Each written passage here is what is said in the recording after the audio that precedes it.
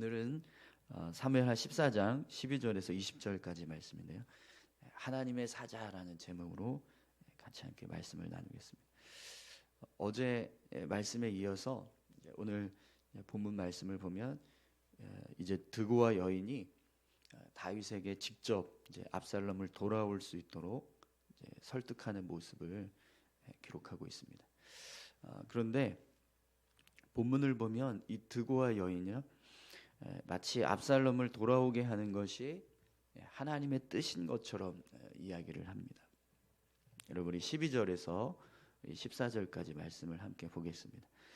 여인이 이르되 청하건대 당신의 여종을 용납하여 한 말씀을 내 주 왕께 여쭙게 하옵소서 하니 그가 이르되 말하라 하니라.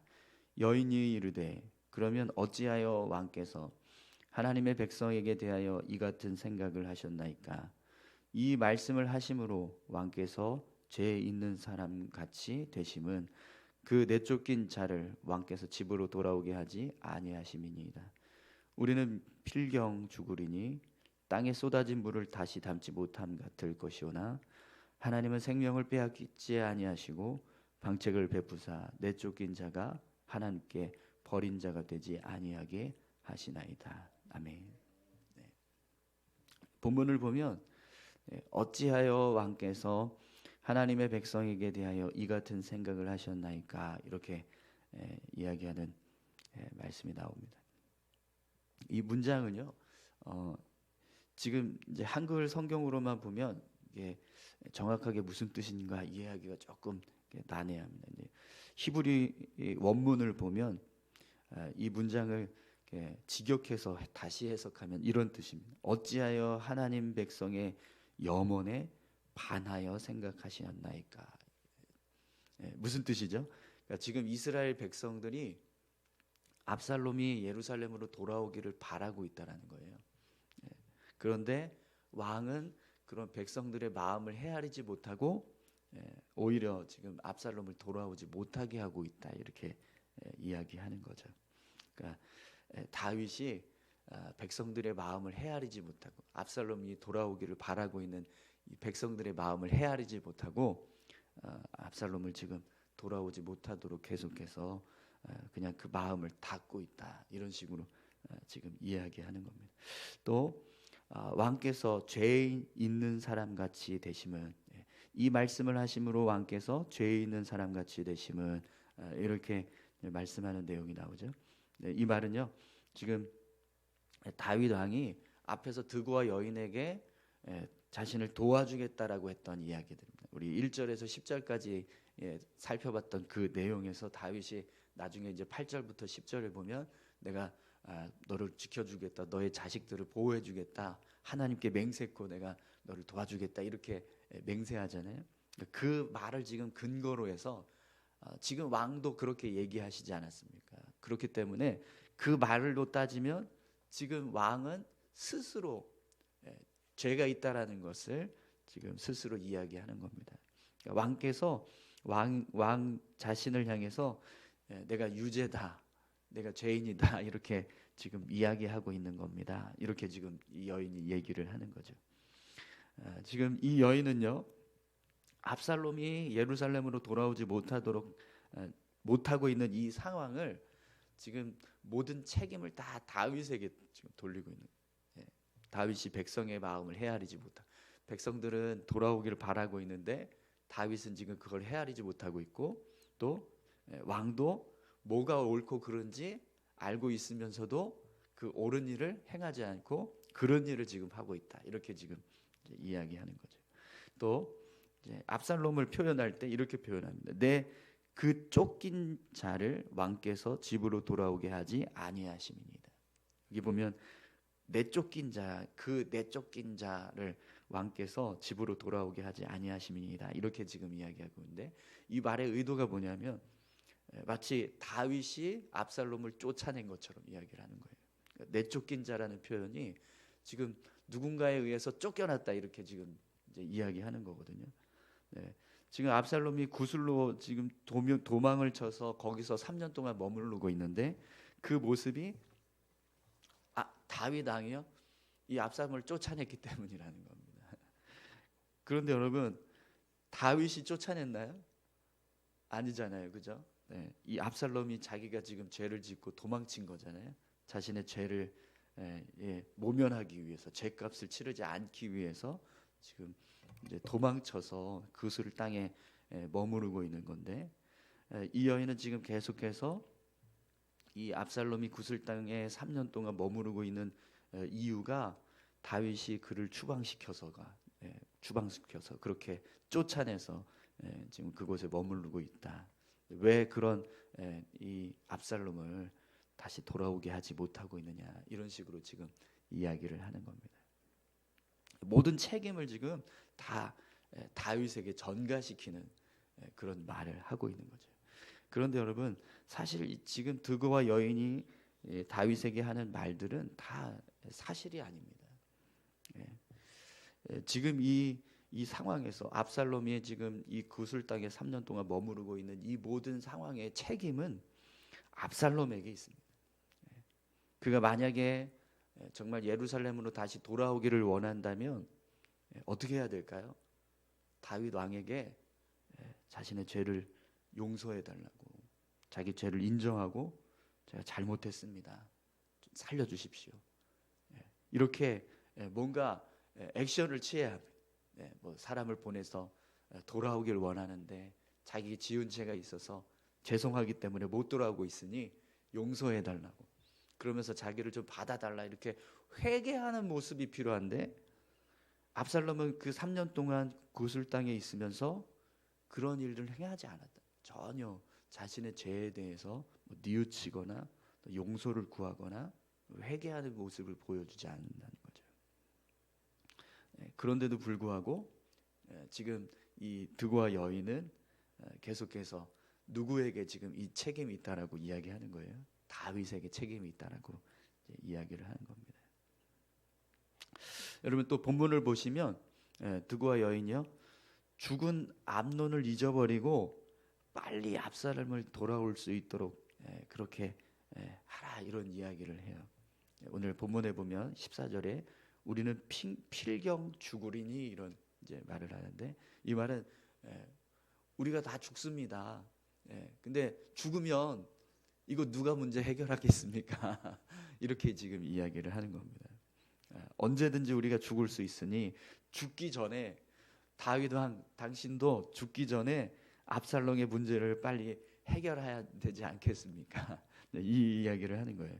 땅에 쏟아진 물을 다시 담지 못함 같을 것이오나, 이 말은요, 두 가지 의미가 있습니다. 하나는 죽은 암논이 다시 돌아올 수 없다는, 땅에 쏟아진 물을 되돌릴 수 없는 것처럼 압살롬이 이미 죽었으니 압살롬에 대한 생각은 이제 접고, 죽기 전에 이 암논이 죽었으니 암논을 다시 돌아올 수 없으니 암논에 대한 생각은 이제 접고, 살아있는 압살롬을 향해서 이제는 긍휼을 베풀어 달라는 겁니다. 또 하나 이 의미는요, 이제 우리도 죽는데 죽으면 이 문제 누가 해결할 겁니까? 죽고 나면 이제 압살롬을 돌이킬 수 있는 사람은 아무도 없습니다. 그러니 죽기 전에 빨리 이 압살롬을 좀 돌아오게 문제를 해결해야 되지 않겠습니까? 이렇게 이야기를 하고 있습니다. 그리고 이 이야기를 하면서 압살롬이 돌아오게 하는 이 모든 과정이 하나님의 뜻인 것처럼 이야기를 해요.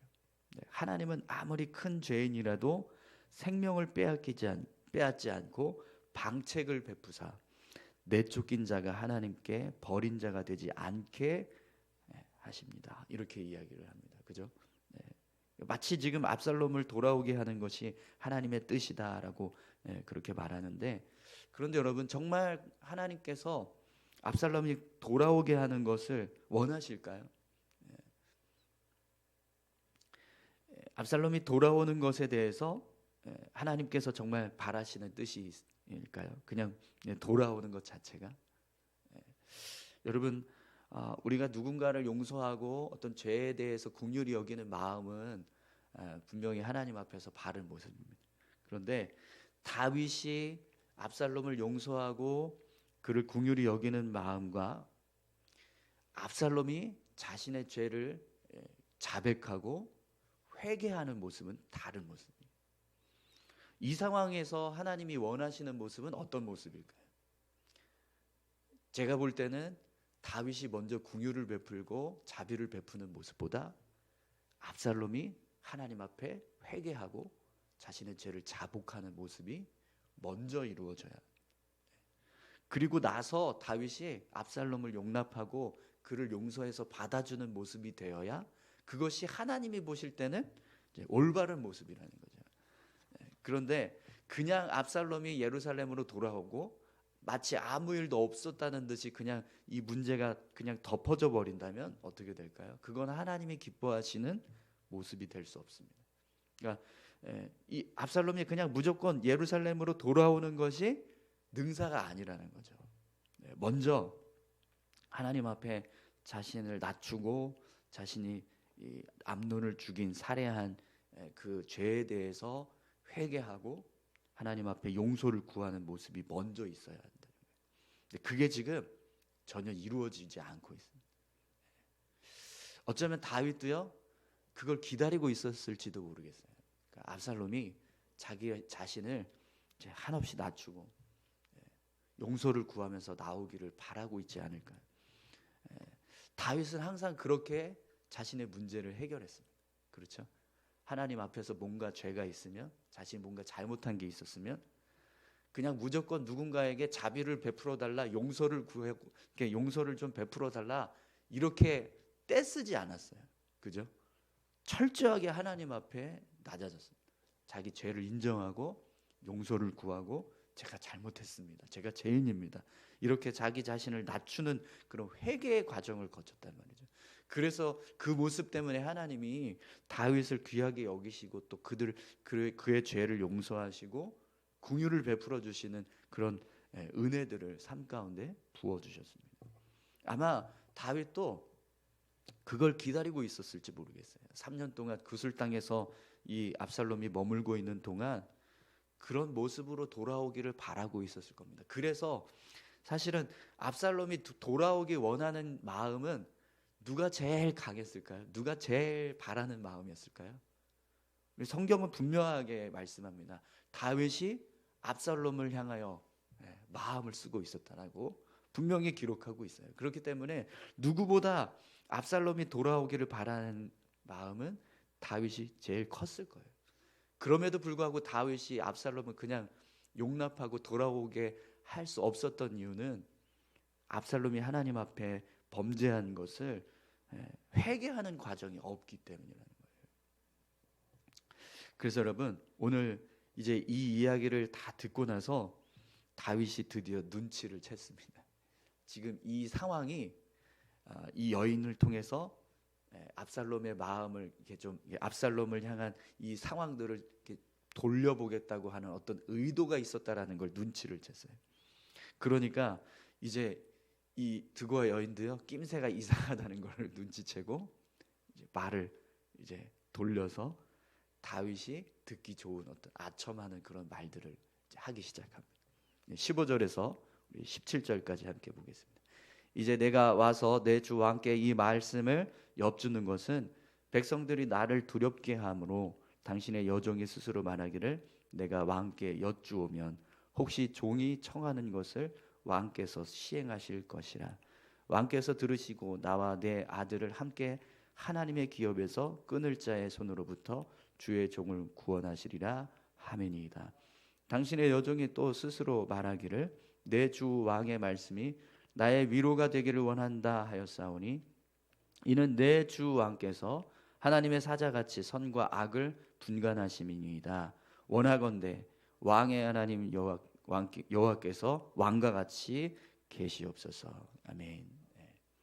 15절부터 16절 말씀을 보면 지금 뭐라고 이야기하죠? 이 여인이 자기가 지금 이렇게 그 두 아들 중에서 한 아들만 지금 살아있고 한 아들이 지금 자기 동생을 죽여가지고 백성들이 그 아들까지 죽이려고 위협을 해서 이 아들을 내가 살려보겠다고 지금 왕에게 왔다는 거예요. 그래서 왕에게 지금 도움을 구하고 있는데 그러면 왕은 분명히 나에게 은혜를 베풀어 줄 거다. 도움을 줄 거다.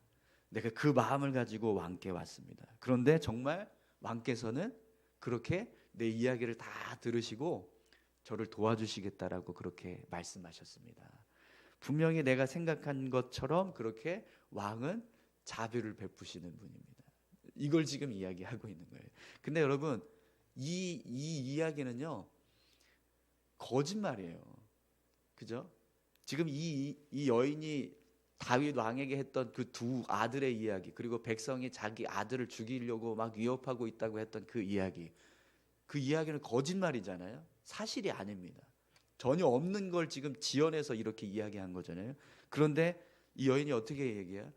제가 얘기했던 그 내용들을 다윗 왕 당신에게 이야기하며 당신이 나를 도와주려고 할 것이고 그렇게 내 이야기를 들어줄 거라는 걸 내가 확신했습니다. 이렇게 이야기를 하는 거예요. 이거 지금 뭐 하는 거죠?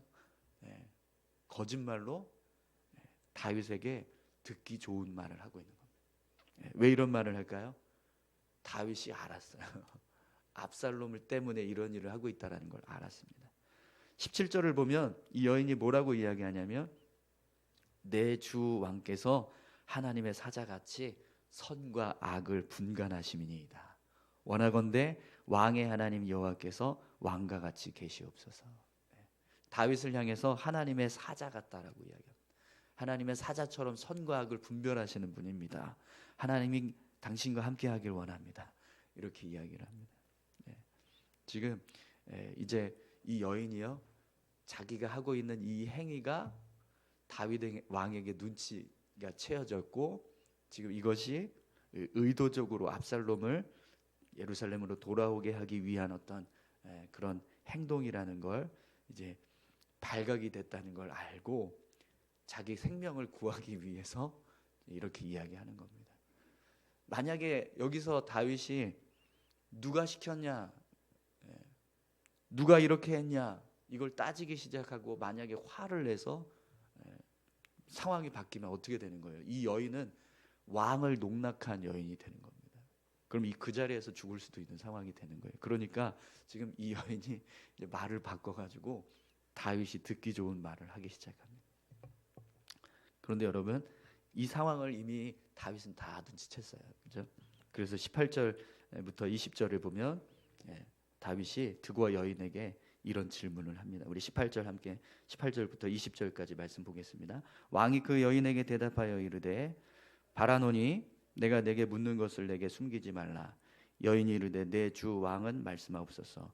왕이 이르되 이 모든 일에 요압이 너와 함께 하였느냐 하니 여인이 대답하여 이르되 내 주 왕의 살아계심을 두고 맹세하옵나니 내 주 왕의 말씀을 자로나 우로나 옮길 자가 없으리이다. 왕의 종 요압이 내게 명령하였고 그가 이 모든 말을 왕의 여종의 입에 넣어 주었사오니 이는 왕의 종 요압이 이 일의 형편을 바꾸려 하여 이렇게 함이니이다. 내 주 왕의 지혜는 하나님의 사자의 지혜와 같아서 땅에 있는 일을 다 아시나이다 하니라. 아멘. 다윗이 지금 다 알았습니다. 그리고 이 일이 요압이 꾸민 일이라는 것까지 이제 눈치를 챈 거예요. 그래서 이 드고와 여인에게 이 일을 요압이 지도했냐, 요압이 너에게 이렇게 하라고 했냐, 이걸 지금 묻고 있는 겁니다. 그러니까 이제 더 이상 이 드고와 여인이 거짓말을 할 수 없으니까 이때부터는 이제 다 이야기를 합니다. 자로나 우로나 옮길 자가 없나이다 이러면서 이 일이 요압을 통해서 이루어진 일입니다. 여종에게 요압이 왕께 말할 그 내용까지 다 넣어 주었습니다. 이렇게 이야기를 합니다. 여러분 지금 다윗이 지금 어떤 일을 당한 거죠? 자기 신하와 또 한 여인에게 거짓된 말로 농락을 당했어요. 다윗의 마음이 지금 어땠을까요? 다윗의 심정이요. 한 여인이 지금 요압과 결탁을 해서 거짓말로 자신을 농락을 했으니 얼마나 기분이 상하겠습니까? 그런데 이미 모든 상황은요 되돌릴 수 없는 상황이 되었습니다. 왜냐하면 앞에서 다윗이 이 드고와 여인의 그 거짓된 이야기를 듣고 하나님께 맹세하면서 내가 너를 도와주겠다 이렇게 다 이야기를 해버렸어요. 그러니까 다윗은요 처음서부터 이 여인이 이야기하는 것에 대해서 이것이 진실인지 이런 정황들이 어떻게 해서 이루어졌는지 이걸 제대로 다 이해를 하고 파악하고 나서 그리고 나서 이 여인에게 뭔가를 이렇게 결정하는 내용을 말했어도 지금 이런 상황이 벌어지지 않았을 텐데 그런 마음이 전혀 없이 그냥 그러냐고 그런 어려움을 당했냐고 그러냐고 그럼 내가 도와주겠다고 그냥 무조건 그렇게 이제 이야기를 한 겁니다. 그리고 그걸 이제 확실하게 이제 결정하기 위해서 내가 여호와께 맹세했고 너를 보호해주겠다 이렇게 이야기를 했단 말이죠. 그 말이 떨어지고 나니까 그제서 드고와 여인이 본색을 드러내서 압살롬을 돌아오게 해야 되지 않겠냐라고 이야기를 했어요. 그러니까 그 이야기를 듣는 순간 다윗이요 이제 돌이킬 수 없다라는 걸 알게 된 겁니다. 여러분 다윗은 정말 지혜로운 사람입니다.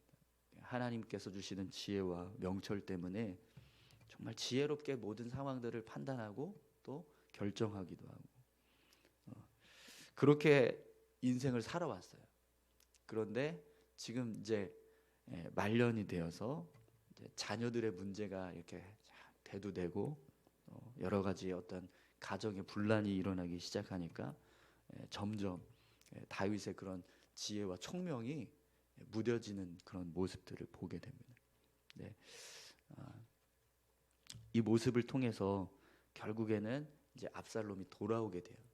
그런데 우리 어제도 말씀드렸지만 여러분 지금 이 상황은 누가 주도하고 있는 상황이죠?